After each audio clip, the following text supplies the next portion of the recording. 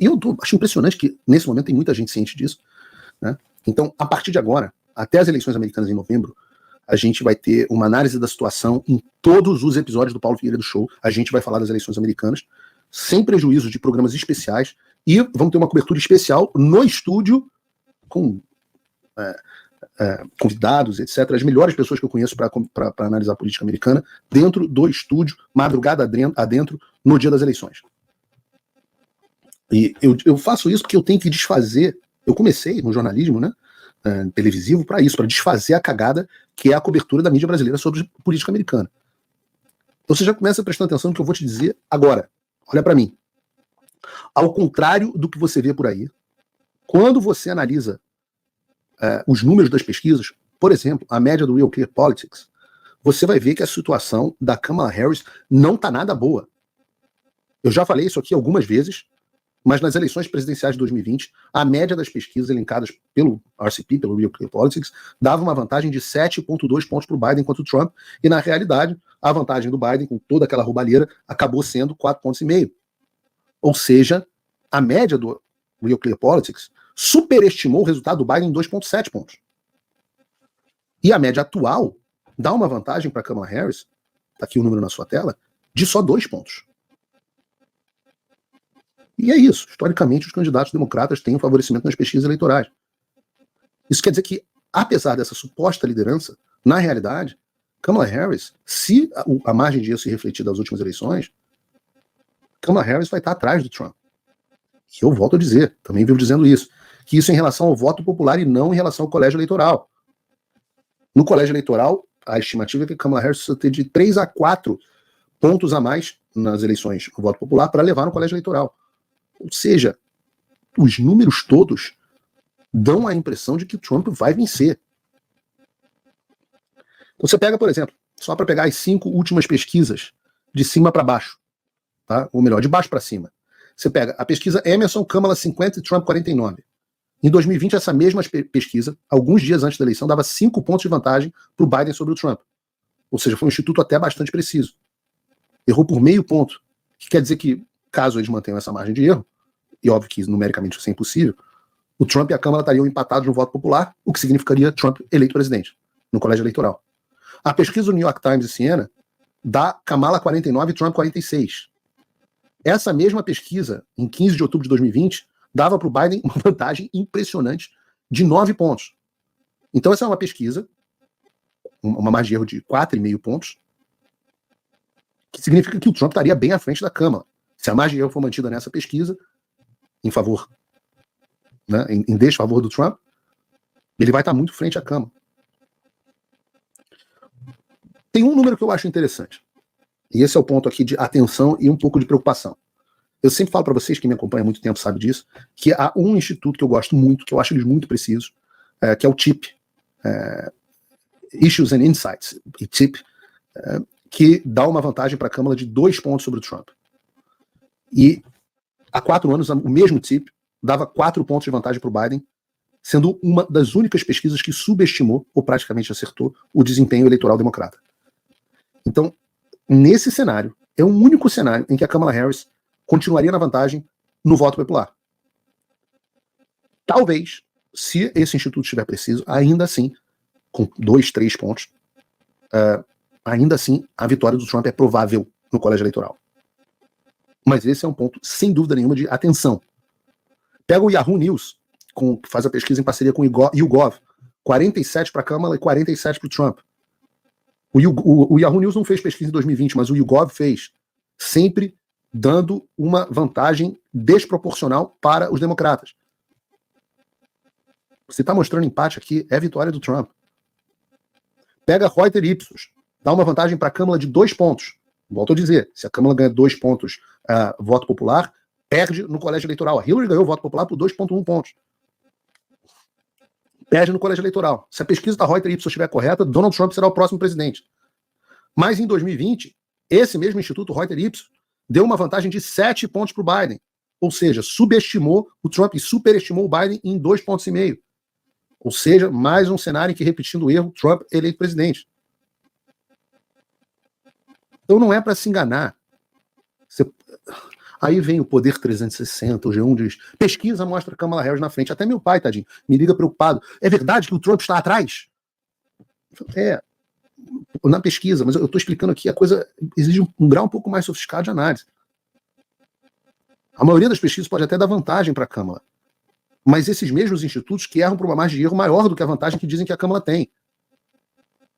Então, mesmo que apareça que a Kamala está na frente, muito provavelmente, e eu já mostrei outros institutos mais precisos aqui, como o Rasmussen, acho que, bota de novo o número aí na tela, Bruno, acho que se eu não me engano, tem aqui uma pesquisa do Rasmussen, tá aqui, com Trump mais 2 ou mais 3, eu não consigo ver, tá pequeno para mim.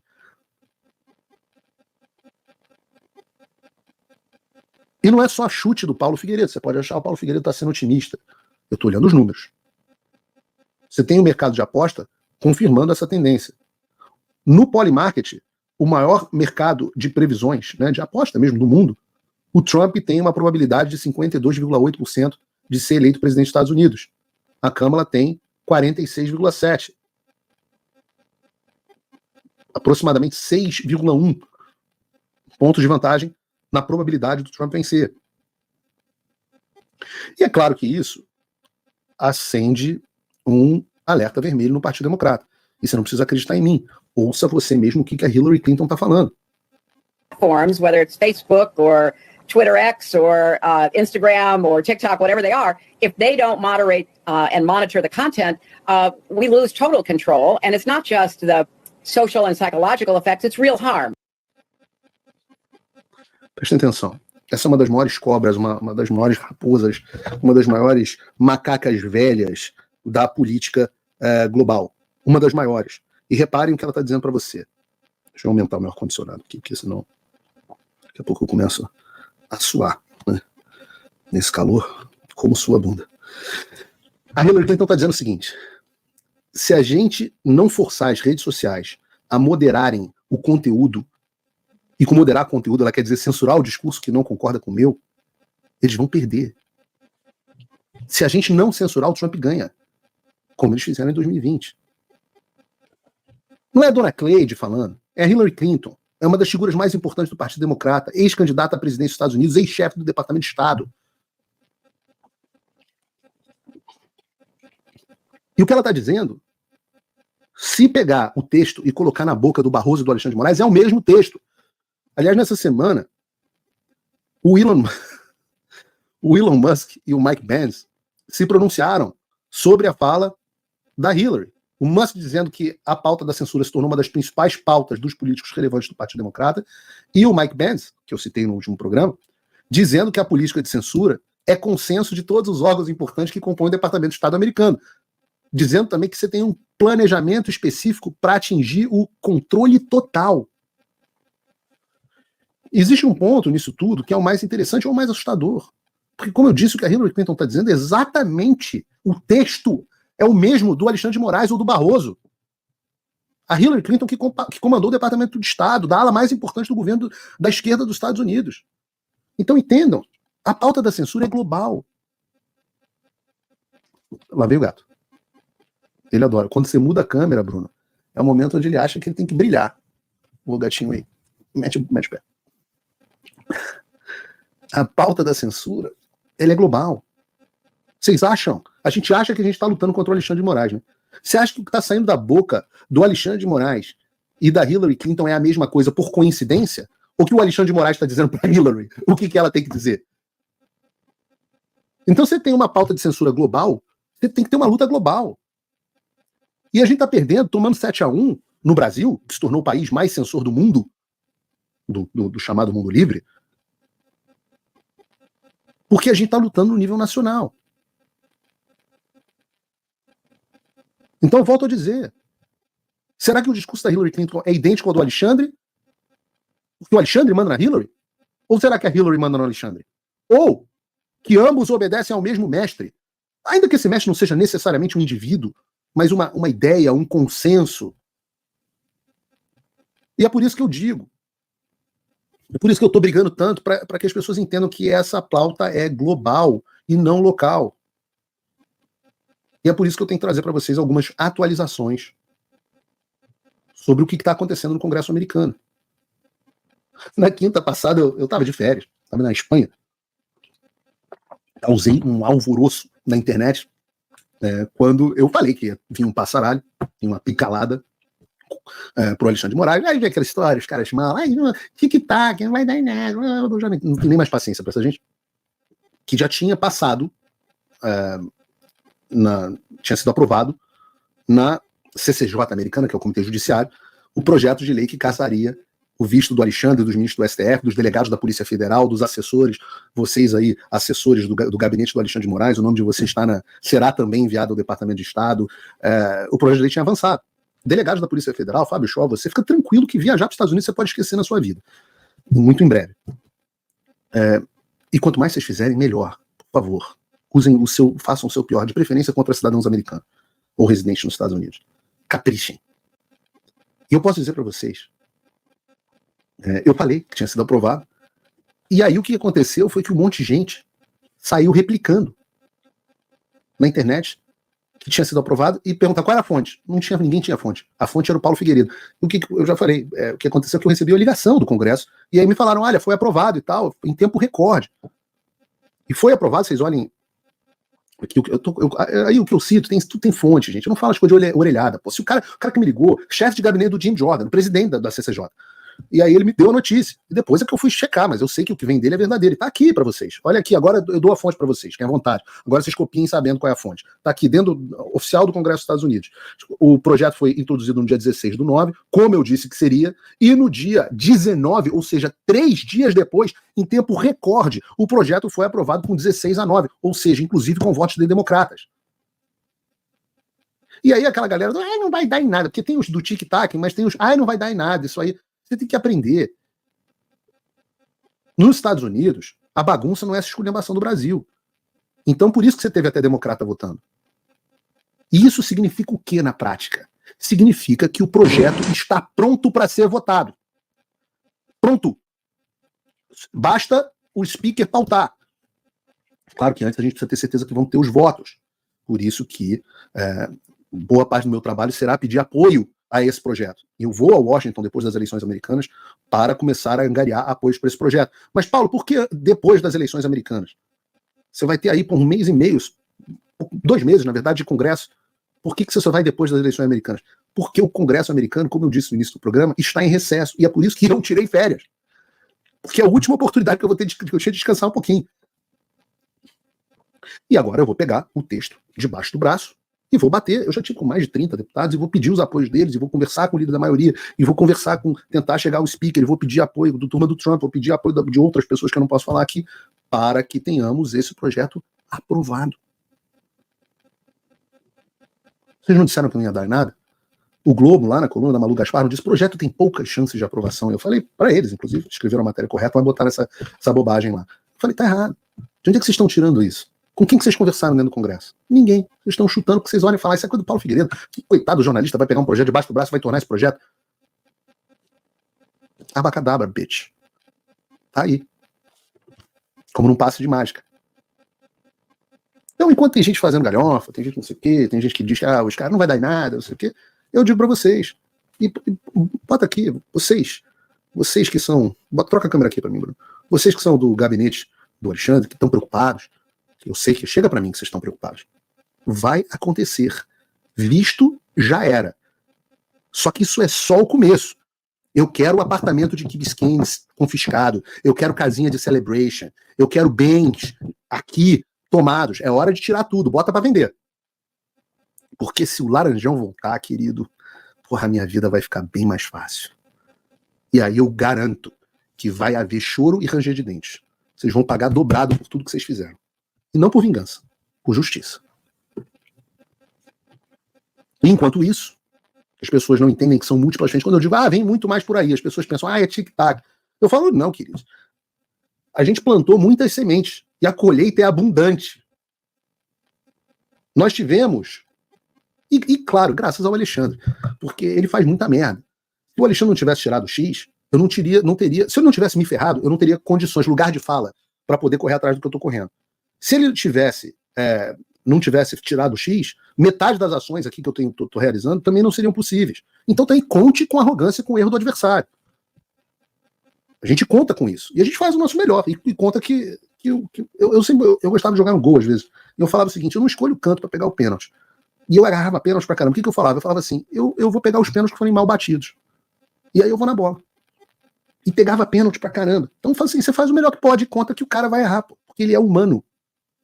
E a gente sabe o que é a vaidade, o que é a arrogância.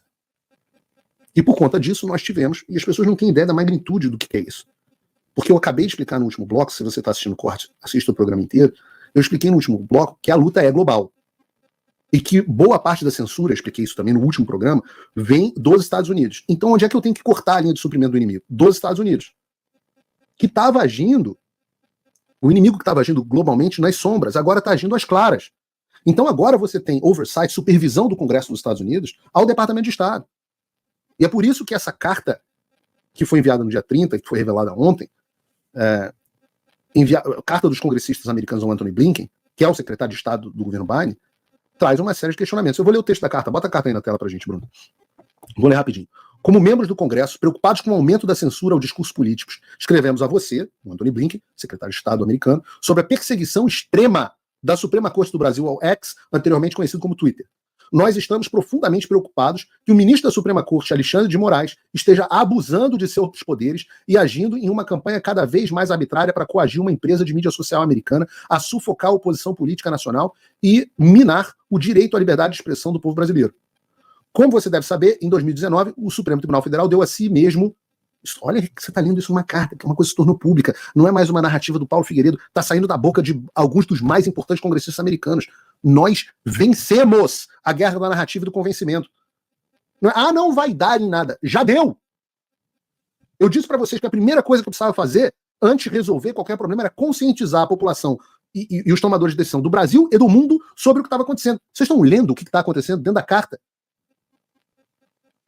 Como você deve saber, Anthony Blinken, dizem os congressistas, em 2019 o Supremo Tribunal Federal do Brasil deu a si mesmo novos poderes para investigar discursos e opiniões. O ministro Alexandre de Moraes, então, utilizou-se desses poderes para compelir empresas de mídia social operando no Brasil a censurar dissidentes e retirar a oposição das plataformas sob a justificativa de combater a desinformação.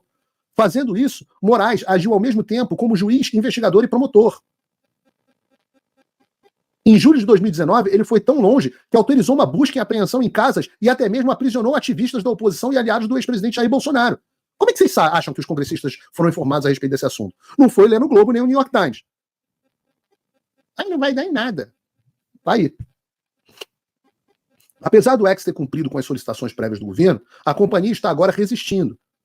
O CEO Elon Musk, e agora já está meio que cedendo de novo, o CEO... há uma razão para isso. O CEO Elon Musk descreveu as ações do STF como ilegais, entre aspas, enquanto as próprias ordens foram expandidas para requerer a suspensão de contas de membros do parlamento e jornalistas. De acordo com o relatório interino, porque vocês podem me chamar de blogueiro, mas aqui nos Estados Unidos eu sou jornalista, com carteirinha e tudo.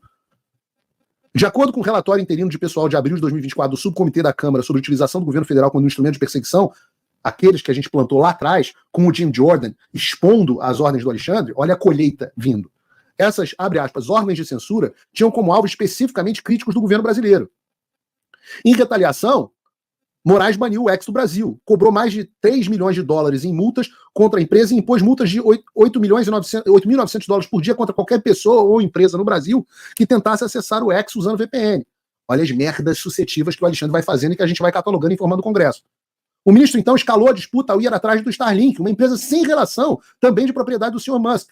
Moraes congelou todos os bens da Starlink para, segundo reportado, coagir o provedor de serviço a cobrir as multas do X, apesar das duas empresas não compartilharem nenhuma relação formal, empresa-mãe ou estrutura societária. Especialistas jurídicos do Brasil argumentam que Moraes foi além de seus poderes judiciais e violou o devido processo legal.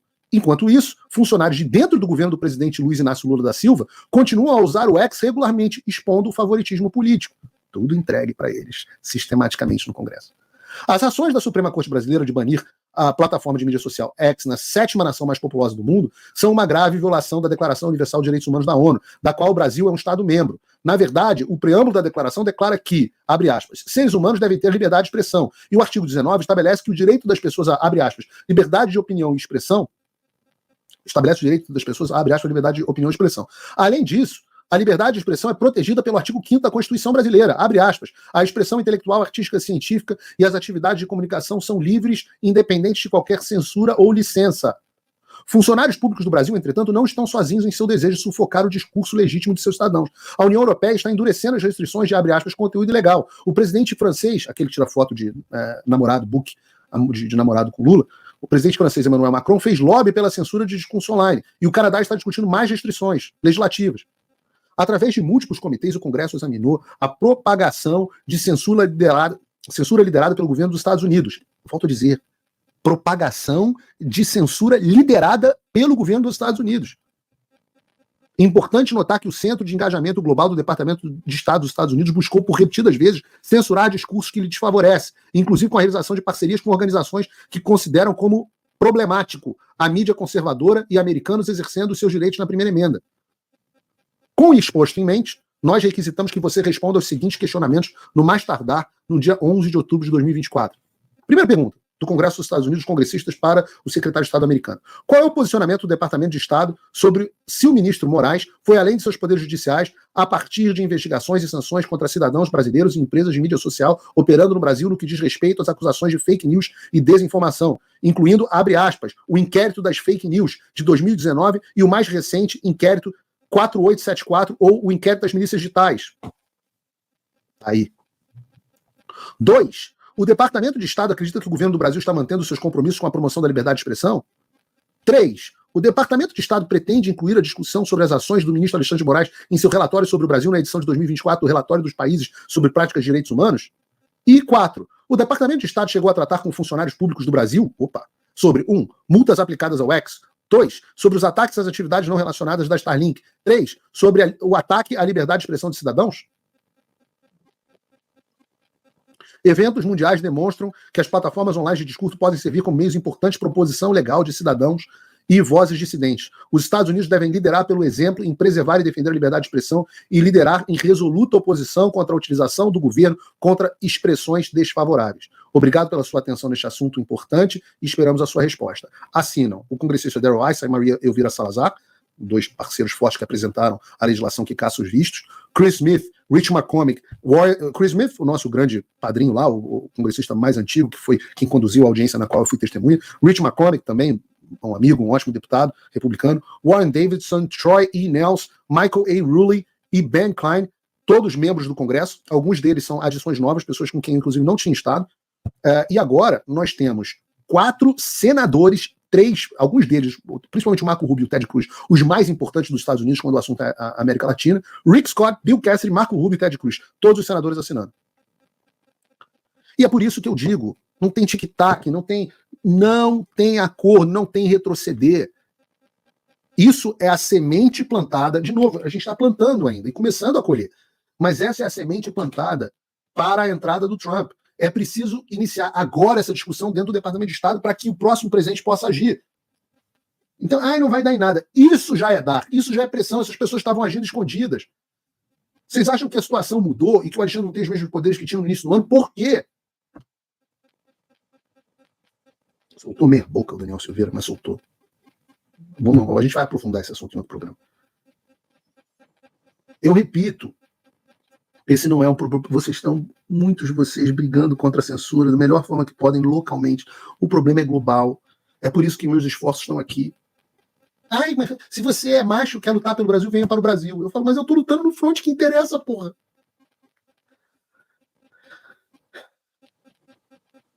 É difícil o trabalho de conscientização, cara. Mas ele tá chegando. A gente está fazendo, a gente está conseguindo, no Brasil e no mundo. Tem que olhar para trás e ver onde é que a gente estava. E não adianta, não vai ter glória, não vai ter reconhecimento. Muita gente fala, Paulo, você será reconhecido. Eu falo, minha filha, meu filho, coitado do meu avô. Meu avô demorou o quê? Quantos anos para ser reconhecido? Para fazer as coisas que tinha que fazer. Você faz o certo. Quem vai te reconhecer? Meia dúzia. São meia dúzia de pessoas. Mas a gente não vai parar, não vai precipitar, não vai retroceder. Tem mais coisa por vir, eu quero poder dividir mais coisas com vocês. Essa semana, agora que vem, tem evento, inclusive da comunidade brasileira aqui em Miami, com Maria Elvira Salazar.